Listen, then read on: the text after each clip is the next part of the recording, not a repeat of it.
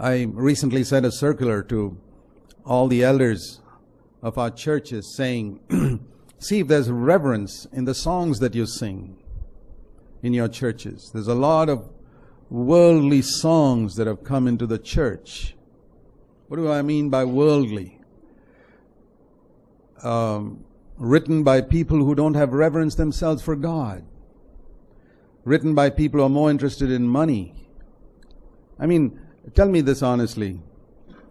Would you rather listen to a preacher who you know is only preaching to get your money or for money, and who will only preach a sermon if he thinks he can copyright that sermon and make some money out of it and royalty out of every sermon he preaches? Would you rather listen to a preacher like that or someone who says, hey, this is free, man. You don't have to pay for anything. There's no copyright on it. You can go and preach it somewhere else.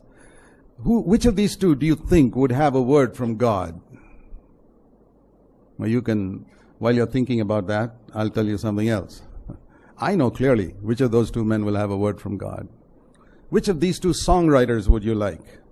Someone who's devoted to God and wrote a song because of his devotion to God. He doesn't put any copyright on it. He says, I don't want any royalty. This is for everybody to sing, man. Anybody can publish it and sing it for the glory of God. Or a person who writes 3-4 lines in a chorus, 3 of those lines are repeated 5 times, and says, I'm going to charge royalty on this. Every book that ever publishes these 4 lines, they've got to pay me royalty. And every CD that ever uses these songs has got to pay me royalty. You think that guy is likely more to have a word from God in his songs? You got to be off your head. I'm not off my head.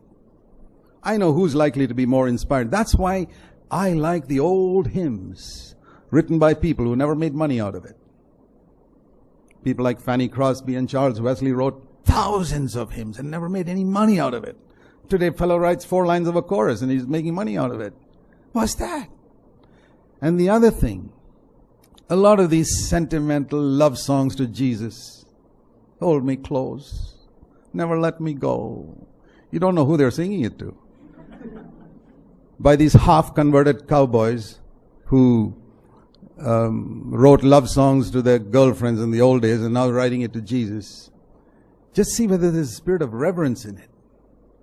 See if there's a spirit of reverence that brings you close to God, or just makes you sentimental, frothy type of emotion to Jesus that makes you think you love Jesus with teary-eyed singing for 3 hours on Sunday morning, and you go and watch internet pornography on Monday.